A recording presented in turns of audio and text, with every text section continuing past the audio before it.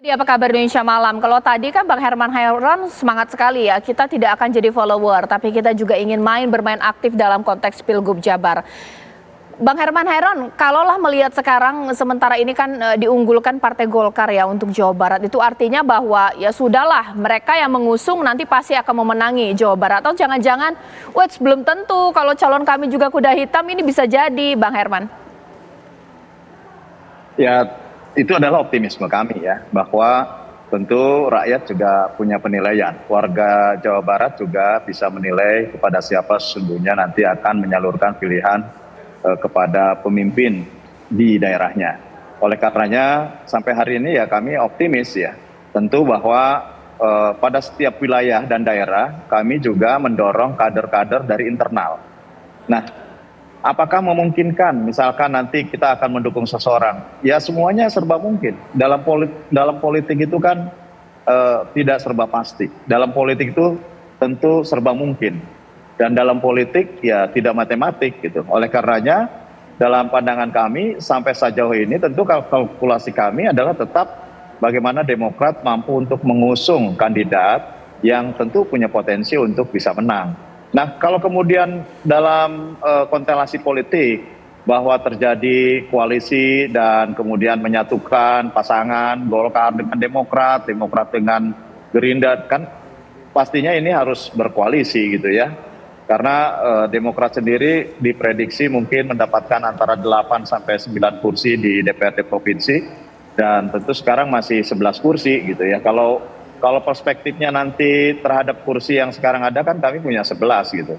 Artinya kami juga punya kans untuk bisa bertarung di pilkada. Oleh karenanya kami juga mempersiapkan kandidat-kandidat yang tentu cukup mampu untuk bisa bersaing di pentas pilkada. Ya. Ditahan dulu Bang Herman Hairon, ini tampaknya saya sudah melihat di sini dari Ketua DPW PKS Jawa Barat, Mas Heru Suwandaru ya, Kang Heru ya. Selamat malam, assalamualaikum Kang. Kang Heru. Mas Haru, Caca. Iya, mohon maaf punten, kita DKI Jawa Barat ya di sini ya, baik. Oke, saya langsung tanya saja ini, gimana ini kalau dari PKS sendiri, ini suaranya cukup besar, bahkan kalau kita lihat dari Pilpres ini juga cukup optimis juga ya, bahwa kekuatan PKS ini juga jangan dianggap remeh. Mau bermain aktif atau bagaimana ini, menurunkan siapa di Jawa Barat? Ya, saya kira pasti semua partai optimis ya di Jawa Barat.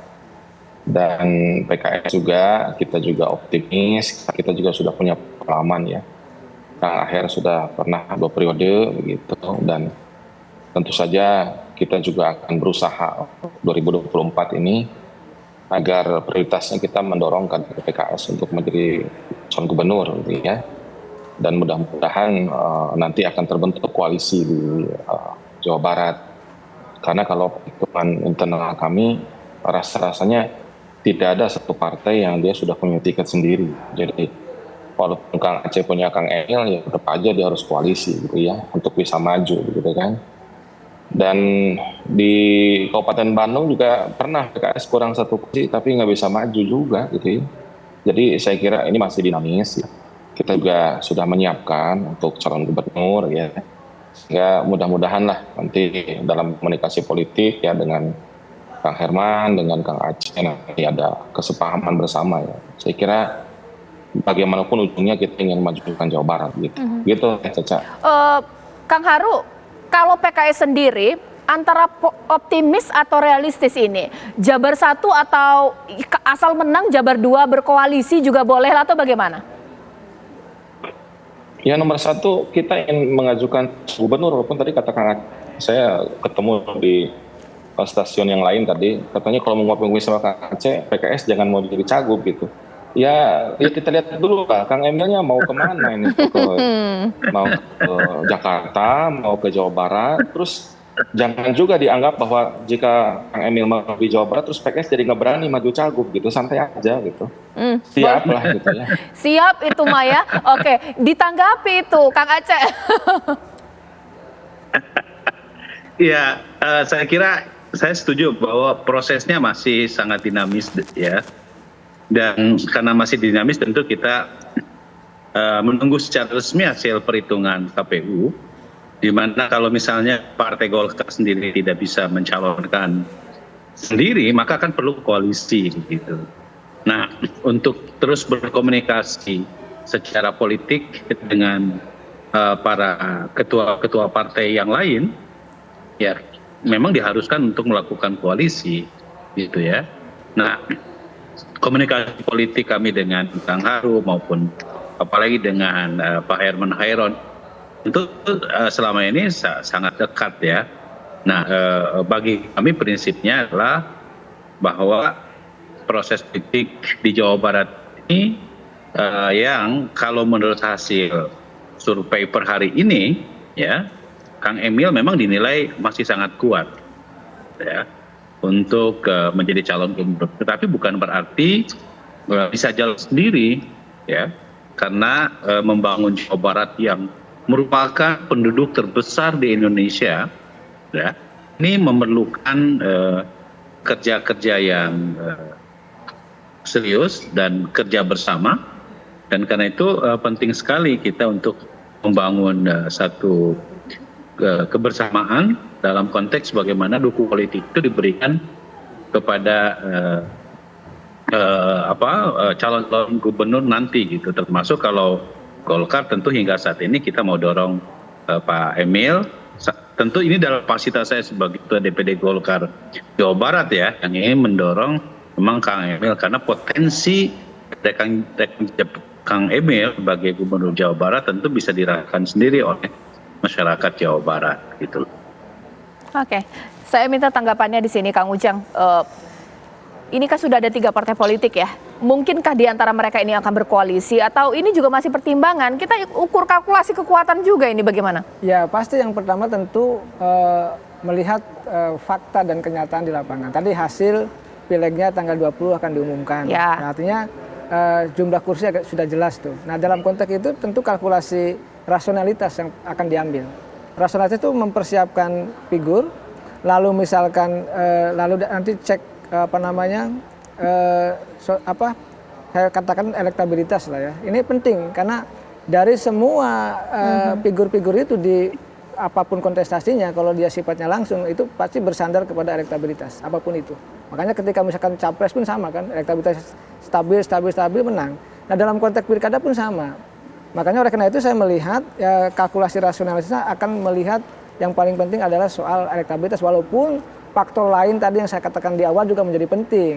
Oleh karena itu saya melihat ini kan masih dinamis. Saya tadi sepakat dengan Kang Haru, Kang Aceh, Bang Heron ya, bahwa sejatinya semua akan pada waktunya akan berkoalisi. Kalau melihat saya, menurut hemat saya, kenapa? Ya. Karena tidak ada kekuatan yang dominan. Walaupun Golkar katakanlah panen ya, partai kemenangan di Jawa Barat, unggul di Jawa Barat, tapi pasti akan membutuhkan kekuatan partai lain, figur lain untuk menjadi pendamping juga bagi Kang Emil misalkan. Oleh karena itu kita lihat nanti seberapa besar kekuatan, elektabilitas, popularitas, kapasitas, termasuk isitas dari figur-figur itu, termasuk kekuatan partai politik yang mendukung mengusung itu.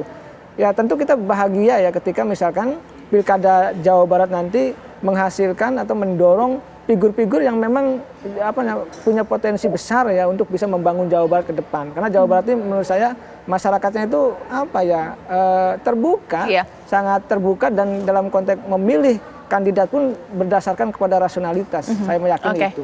Bang Herman Hairon, PKS dan Golkar ini kan saling tunggu-tungguan ini ya, jagoan yang diturunkan di mana ini, di daerah perang yang mana ini. Nah, sambil tunggu-tungguan dua partai ini Partai Demokrat apa? Sudah melakukan pendekatan tidak atau membangunnya menjajaki komunikasi lah, bagaimana? Jadi colongan dulu.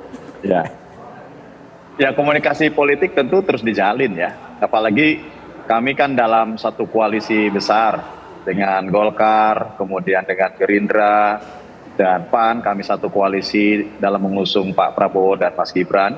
Tentu juga dalam perspektif pilkada ya kami akan bicara gitu ya. Dan tidak menutup kemungkinan bahwa ya dalam konteks pilkada kami juga bisa berkomunikasi dengan PKS atau dengan partai-partai lainnya.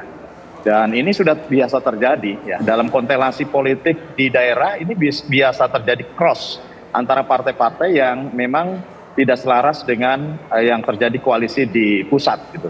Oleh karenanya menurut saya kemungkinan atau serba mungkinnya terjadi koalisi ini akan terjadi Tapi ya komunikasi politik tetap jalan lah dengan semua pihak. Kami juga komunikasi dengan partai-partai yang lain yang di luar koalisi besar. Tentu ini dalam rangka bagaimana menuju ke depan Pilkada Jawa Barat yang di dalamnya tentu menyertakan kader kami, gitu ya. Apakah nanti ada di calon gubernur atau calon wakil gubernur, tentu ya kita tunggu saja bagaimana konstelasi ke depan.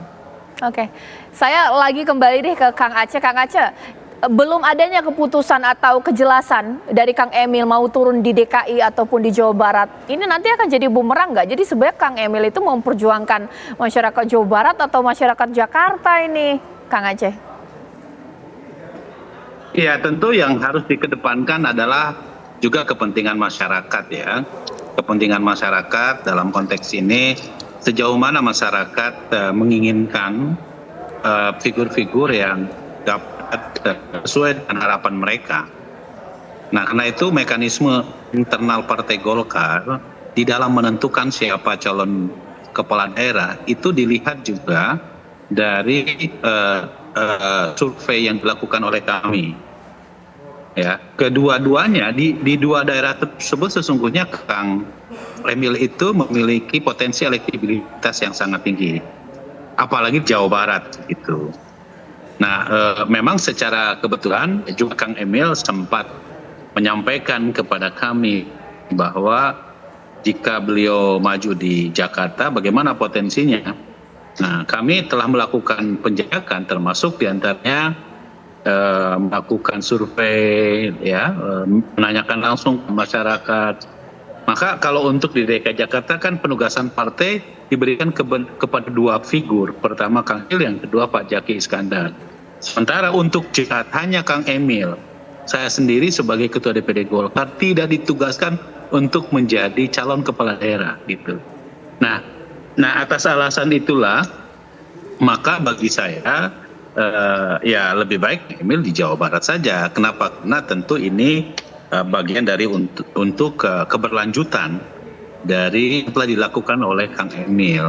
Nah, ujung-ujungnya tadi seperti yang disampaikan oleh Kang Haru adalah bagaimana meningkatkan kesejahteraan masyarakat di Jawa Barat, yang harus kami akui bahwa Kang Emil ini juga telah meletakkan berbagai kebijakan-kebijakan yang sangat positif di mata masyarakat Jawa Barat. Seperti misalnya berbagai pembangunan infrastruktur, ya, pembangunan kota yang lebih tertata, dan bagaimana membangun hubungan antara pusat dan daerah yang lebih baik, ya, dalam konteks bagaimana meningkatkan kesejahteraan masyarakat. Apalagi tentu bagi kami ketika Kang Emil telah sukses menghantarkan Pak Prabowo, Mas Gibran, ini kan akan semakin membuat suasana yang lebih mesra dalam konteks bagaimana menselaraskan antara kepentingan pusat dan kepentingan daerah. Oke. Nah, disitulah kemudian dorongan untuk meningkatkan kesejahteraan masyarakat di Jawa Barat itu bisa dilakukan secara lebih luas begitu. Saya kira begitu, Teh Caca. Kang Haru, Kang Aceh kan di sini begitu banyak menjelaskan apa ya, prestasi-prestasi, intinya bahwa sosok dari Kang Emil ini sudah tidak diragukan lagi kemilaunya. Calonnya PKS bisa tidak menyaingi begitu gegap gempitanya sosok dari Kang Emil ini kalau mau memang bersaing, ini seperti apa Kang Haru? Ya, kan politik bukan matematika. Ya, dalam politik kan banyak yang bisa terjadi. Misalnya Kang Emil jadinya ke Jakarta. Nah, Kang Aceh kan mungkin terpaksa harus maju kan, jadi cagup kan gitu misalnya gitu. Atau misalnya Kang Emil maju, terus kita mau koalisi, tapi keputusan DPP PKS juga PKS maju sebagai calon gubernur. Kan kita nggak bisa ngopi-ngopi sama Kang Aceh. Mungkin saya ngopinya sama Kang Herman Hairon kan gitu. Jadi saya kira bagi kita yang sudah sarapan paginya politik, itu sebetulnya nggak ada itu masalah apa ya yang membuat kita jadi nggak bersemangat gitu ya. Kang Emil mau di Jawa Barat, ahlan wasahlan, kita juga akan komunikasi. Nanti bisa nggak PKS koalisi kan gitu. Tapi kalau ternyata nggak bisa koalisi, ya kita harus siap berkompetisi. Dan kalau sudah berkompetisi kan bukan urusannya pasti menang pasti kalah kan gitu ya. Jadi saya kira semua kemungkinan masih terbuka dan PKS siap berkoalisi dalam konteks mengusung cagup atau mengusung cawagup. Jadi itu mah biasa gitu ya, dan menang kalah juga ujungnya mana buat masyarakat Jawa Barat gitu. Jadi saya kira kita masih optimis, dan perlu dicatat PKS juga punya pengalaman, punya calon gubernur, punya gubernur sama dengan Golkar. Golkar juga pernah punya gubernur, PKS juga pernah punya gubernur. Ya saya kira itu yang kita juga punya optimisme lah insya Allah. Oke, sesaat lagi nanti saya tanya, politik bukan matematika, itu betul sekali pemirsa. Apakah nantinya bahwa sosok yang populer begitu diperbincangkan di sosial media, followersnya banyak, begitu terlihat populer, belum tentu memenangi Jawa Barat karena punya karakteristik khusus pemirsa. Kota dan juga no kota, apakah faktor religius kesukuan juga diperhitungkan? Sesaat lagi di Apa Kabar Indonesia Malam.